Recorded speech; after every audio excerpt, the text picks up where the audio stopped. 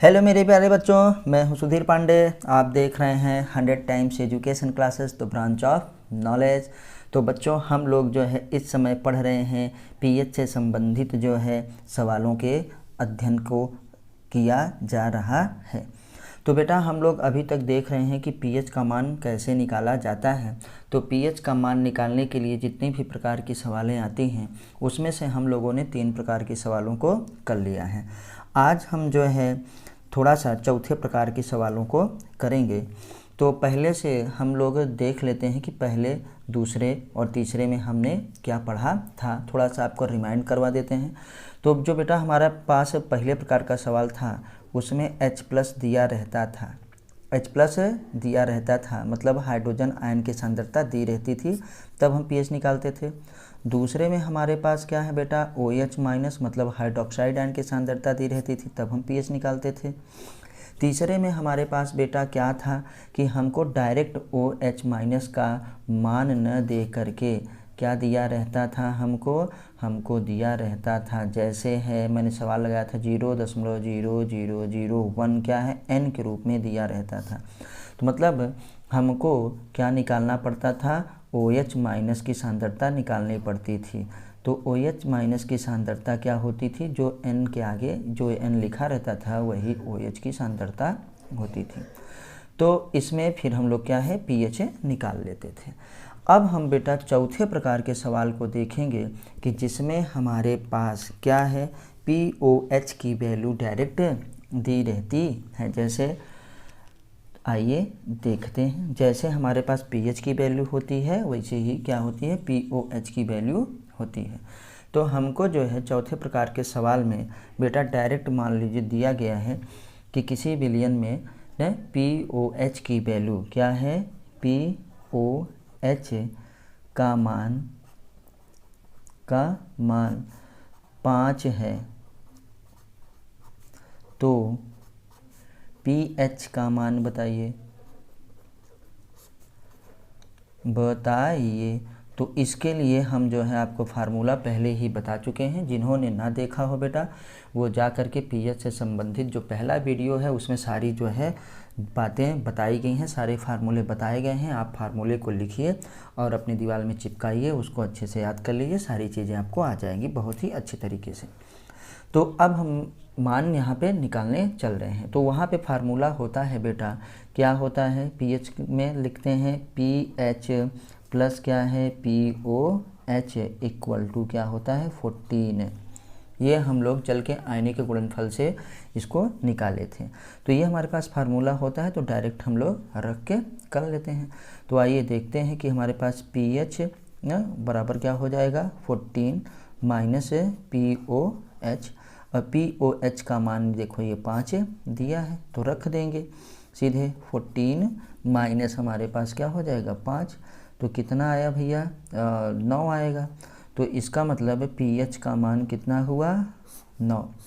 अब हमारे पास ये देखिए 9 हमको पता चल गया कि pH का मान 9 होगा। अब अम्लीय होगा कि क्षारीय होगा सभी जानते हैं आप लोग। 7 से कम है तो अम्लीय, 7 से ज़्यादा है तो क्या है क्षारीय। तो इसका मतलब ये विलयन क्या होगा, क्षारीय प्रकृति का होगा, और 7 है तो न्यूट्रल होगा। अब हम लोग देखेंगे क्या है 5वें प्रकार के सवाल को। तो यहाँ से हम लोग चौथा कर लिए। अब आइए देखते हैं कि हम 5वां कैसे करेंगे। तो 5वें सवाल में हम यहाँ पर लिखेंगे क्वेश्चन नंबर क्या है 5। क्वेश्चन नंबर 5 में कैसे होगा कि क्वेश्चन नंबर 5 में हमारे पास पीएच दिया है और हमको H+ आयन की सांद्रता को ज्ञात करना है। तो 5वें में हम देख रहे हैं कि पीएच हमारे पास लिख दे रहे हैं कि कोई विलयन है, कोई सॉल्यूशन है जिसके पीएच का मान कितना है, पीएच बराबर हमारे पास है 7। तो हाइड्रोजन आयन की सांद्रता ज्ञात करिए, सांद्रता ज्ञात करिए।